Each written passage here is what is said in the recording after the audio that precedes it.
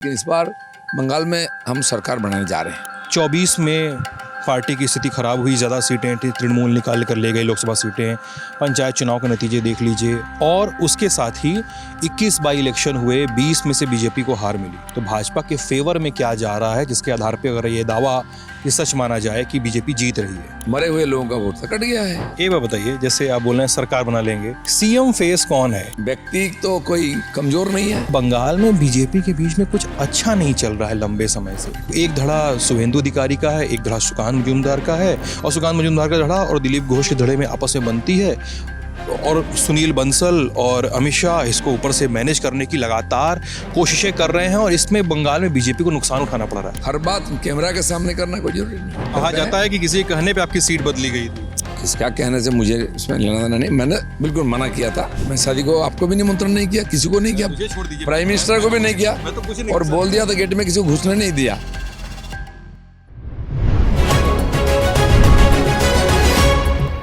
नमस्ते, ये ललन टॉप है, मैं सिद्धांत हूँ, और ये सीट है खड़गपुर सदर। खड़गपुर सदर हम क्यों आए हैं? क्योंकि यहाँ पर भाजपा के एक हैवी वेट नेता दिलीप घोष चुनाव लड़ रहे हैं विधानसभा का। वो पूर्व में सांसद भी रह चुके हैं और पूर्व में भाजपा के प्रदेश अध्यक्ष भी रह चुके हैं। अब विधानसभा चुनाव क्यों लड़ रहे हैं, हम उनसे समझेंगे। दिलीप घोष, उनके कद का अंदाज ऐसे लगाइए कि पीएम मोदी मंच से कह चुके हैं कि आपने शादी की मिठाई हमें नहीं खिलाई। दिलीप घोष के कद का अंदाज इस वजह से लगाइए कि ये ही वो व्यक्ति हैं जिनकी वजह से बंगाल में अलग अलग जगह रामनवमी की झांकियां शुरू हुई, जिनमें आपको यदा कदा हिंसा की खबरें भी सुनाई देती हैं। दिलीप घोष ही वो व्यक्ति हैं जिनके बारे में अंदर खाने में बातचीत चलती है कि शायद उनकी शुभेंदु अधिकारी, जो विधानसभा में नेता विपक्ष हैं, उनसे नहीं बन रही है, और उनसे न बनने का खामियाजा अभी दिलीप घोष को चुकाना पड़ा है। तो आइए हम दिलीप घोष से बात करते हैं। कैसे दिलीप दा आप? हाँ, बातचीत तो होती रहती है।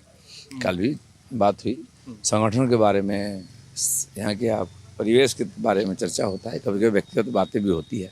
बहुत दिन से जान पहचान है। अच्छा, ये बात बताइए, आपके लिए ये चुनाव बड़ा रोचक कहा जा रहा है। पूरे बंगाल में मैं घूम के आ रहा हूँ, लोग बोल रहे हैं दिलीप दा से पूछिएगा जरूर कि सांसद थे, प्रदेश अध्यक्ष थे, पार्टी को 77 विधानसभा सीटों तक लेकर जाने वाले दिलीप घोष अब खुद विधानसभा चुनाव लड़ रहे हैं। कैसा चुनाव है आपके लिए इस बार का? मैं 2 बार यहाँ जीता हूँ, सांसद और विधायक, और बंगाल को पहला विधायक खड़गपुर दिया है। 3 जन जीते थे 16 में, अब उसमें मैं भी था। उसके बाद फिर 3 साल के बाद विधायक सांसद में लड़ने के लिए बोला गया, जीता है। उसके बाद भी 2 बार विधायक एक जीते हैं, एक सांसद में भी लीड मिली है। तो खड़गपुर बीजेपी का है और बीजेपी इस खड़गपुर का है, इस प्रकार एक संपर्क है।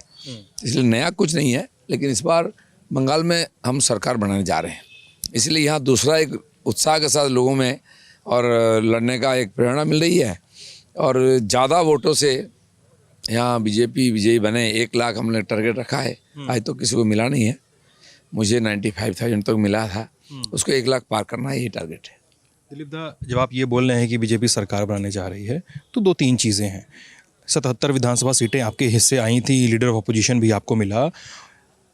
24 में पार्टी की स्थिति खराब हुई, ज़्यादा सीटें थी, तृणमूल निकाल कर ले गए लोकसभा सीटें, पंचायत चुनाव के नतीजे देख लीजिए, और उसके साथ ही 21 बाई इलेक्शन हुए, 20 में से बीजेपी को हार मिली। अगर साल 2026 के असेंबली इलेक्शन की बात करें तो भाजपा के फेवर में क्या जा रहा है, जिसके आधार पर अगर ये दावा ये सच माना जाए कि बीजेपी जीत रही है? पहली बात तो हम 3 से 77 पहुँच सकते हैं, जस्ट डबल करने से मेजोरिटी हो जाएगी। अब 3 से 77 कितने % बढ़ाता, सोचिए, 1000% बढ़ाता। दूसरी बात, उस समय ममता बनर्जी की जो स्थिति थी, आज तो बहुत ख़राब स्थिति है, बंगाल की भी स्थिति बहुत ख़राब है। उस समय हम जोश में आकर के लाखों युवाओं के साथ लड़ करके एक वातावरण बनाया था कि हम जीतेंगे। संगठन नया था, दुर्बल था, अनुभव कम था, इसलिए, और थोड़ा 100 तक सीट हो जाता। आप लोग परेशान हैं, वो त्राही कर रहे हैं, परिवर्तन चाह रहे हैं, विकल्प चाह रहे हैं। विकल्प तो एक ही है, भारतीय जनता पार्टी। बाकी तो खत्म हो गए, सब है ही नहीं, पार्टियां खत्म हो गई। तो पिछले चुनाव में लोगों ने हमको विपक्ष के रूप में देखना चाहा, क्योंकि हमारी अनुभव नहीं थी। हम पहले जीते नहीं, बोले अरे ये तो नौजवान लड़के, कमजोर, मैं भी नया था राजनीति में, लोगों ने उतना भरोसा नहीं किया, चलो थोड़ा सा चांस देते हैं। लेकिन उन्होंने एक काम किया था, सीपीएम कांग्रेस को साफ कर दिया था।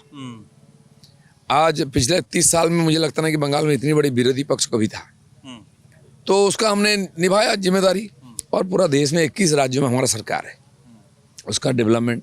3 बार माननीय मुख्यमंत्री प्रधानमंत्री हुए मोदी जी, लोगों ने उनको चुना, उनकी भी ट्रैक रिकॉर्ड है, भ्रष्टाचार मुक्त, हिंसा मुक्त, देश में टेररिज्म मुक्त, कश्मीर को ठंडा किया, महिलाओं का 3 तलाक बिल को हटाया, 370 हटाया, जो वादा किया था किया है।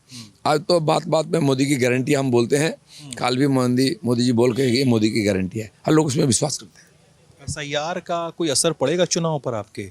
भारतीय जनता पार्टी के पक्ष में जाएगा चुनाव? मैं इसलिए पूछ ले रहा हूँ सर ना ये सवाल कि मैं मालदा, मुर्शिदाबाद, दिनाजपुर वाला जोन है वो घूमा, वहाँ पे लोगों से बात की, तो बोल रहे हैं कि मुसलमानों के वोट सबसे ज़्यादा कटे हैं और हमको लग रहा है कि इसका फ़ायदा बीजेपी को मिलेगा, ये आम वोटर कहता है। मैं उसका उल्टा बोल रहा हूँ, मुसलमान इलाका में तो मुसलमान वोट काटेगा, जहाँ 80% मुस्लिम तो हिंदू वोट काटेगा। यहाँ 10% से नीचे मुसलमान है, 62,000 वोट काटा है, केवल 1,80,000 वोट बचा है। मोर देन 25% कटा है। हमें तो कष्ट नहीं हो रहा है, क्योंकि ज़्यादातर फॉल्स वोट था, डबल वोट था। उड़ीसा का, बिहार का, झारखंड का लोग यहाँ थे, वहाँ यहाँ दोनों जगह वोट था, मरे हुए लोगों का वोट था, कट गया है। हमें कोई तकलीफ नहीं है। तकलीफ किनको है? इन वोटों का जो फॉल्स वोटिंग करते थे उनको टेंशन है, इसलिए चिल्ला रहे हैं। हमें कोई टेंशन नहीं, नेगेटिव लाभ हमको मिलेगा कि फॉल्स वोटिंग नहीं होगा। अच्छा, ये बात बताइए, जैसे आप बोल रहे हैं सरकार बना लेंगे, सरकार बन जाएगी, सीएम फेस कौन है? ये जवाब तो मुझे पता है कि आपकी ओर से आएगा ही कि पार्टी जिसको तय कर देगी, संगठन जिसको तय कर देगा वो है, पार्टी तय करेगी। परसों यहाँ डॉक्टर मोहन यादव आए थे, MP के चीफ मिनिस्टर, रोड शो किया।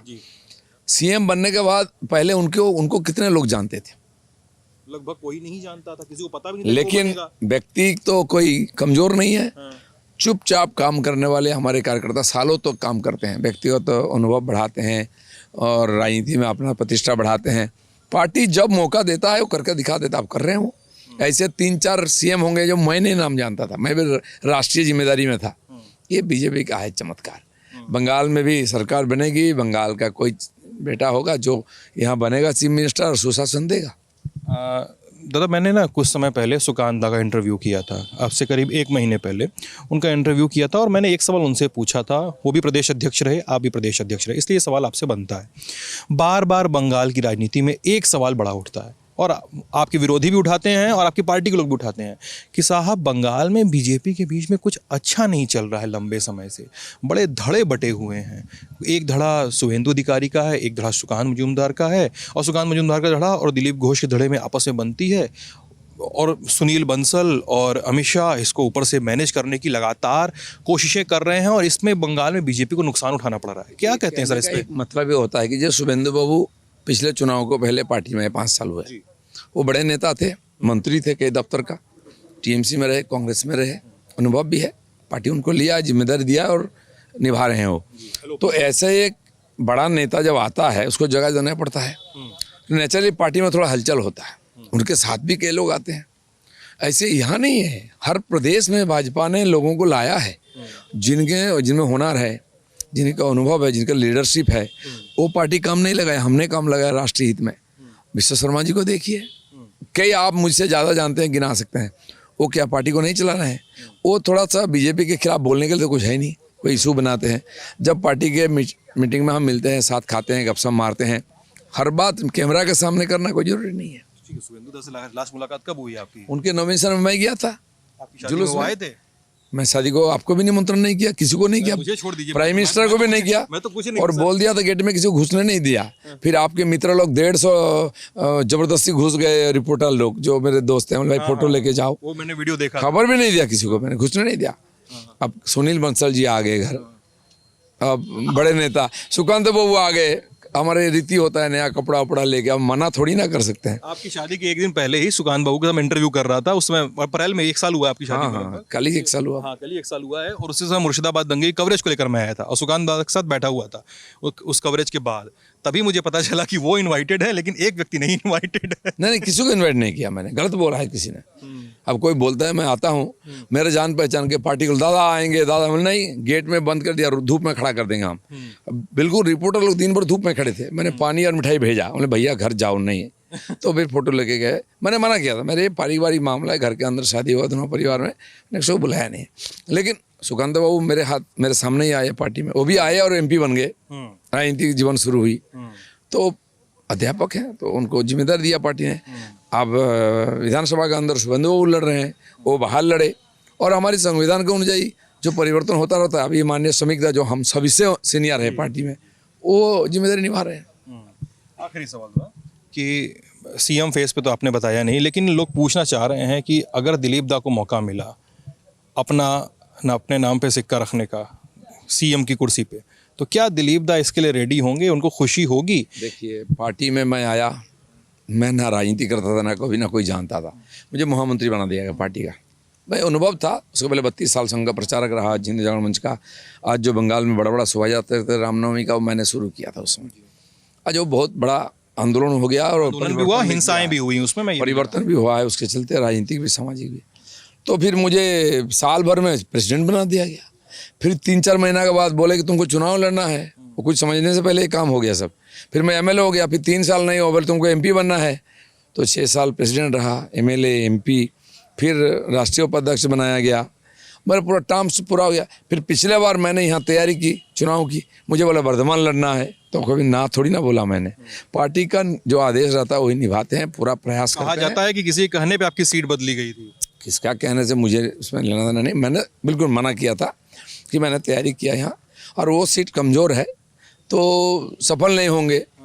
मैं तो बोला था मैं चुनाव नहीं लड़ूंगा, लेकिन पार्टी बोला तुमको लड़ना है तो लड़ लिया। ये भी कहा जाता है कि खड़गपुर सदर पे भी वो कुछ लोग एक्टिव हैं जो आप चुनाव न जीतें, आपके पुराने साथी, आपके नए साथी कह लीजिए। कौन एक्टिव किधर होता है को बोलना मुश्किल है, कौन नेगेटिव कौन पॉजिटिव, राजनीति इसको लेके राजनीति चलता है, तो उसमें कोई फर्क पड़ने वाला नहीं है। ममता बनर्जी के लिए, अपनी मुख्य प्रतिद्वंदी के लिए 2 शब्द अगर कहना चाहें तो आप? नहीं, मुख्यमंत्री को लोगों ने 3 बार चांस दिया ममता जी को, वो फेल रही हर क्षेत्र में। उद्योग देखिए खत्म हो गया बंगाल की, शिक्षा विभाग खत्म हो गया, स्वास्थ्य विभाग खत्म, इस सारे विषय में देश में 1 नंबर होता था देश। और कानून व्यवस्था तो एकदम खत्म। महिलाओं के साथ जो घटना हो रही है, लाखों महिलाएं रात को 1 बजे कैंडल लेके प्रतिवाद किया आरजीकर की घटना की। तो ये जो रोष है ना, आपने देखा होगा शांतिपूर्वक मार्च हुआ, बांग्लादेश में उससे कम लोग आए, लेकिन आग लगा, बंगाल में आग नहीं लगा। लोगों ने जता दिया ममता जी को कि ये ठीक नहीं हो रहा है, हम सहन नहीं करेंगे, उसका मौका अगले 23 तारीख से शुरू हो जाएगा। दिलीप जी, आपको चुनाव के लिए बहुत सारी शुभकामनाएं। ललन टॉप पे आप बातचीत देख रहे थे, अपना ख्याल रखिएगा। ललन टॉप देखते रहिएगा, बहुत बहुत शुक्रिया।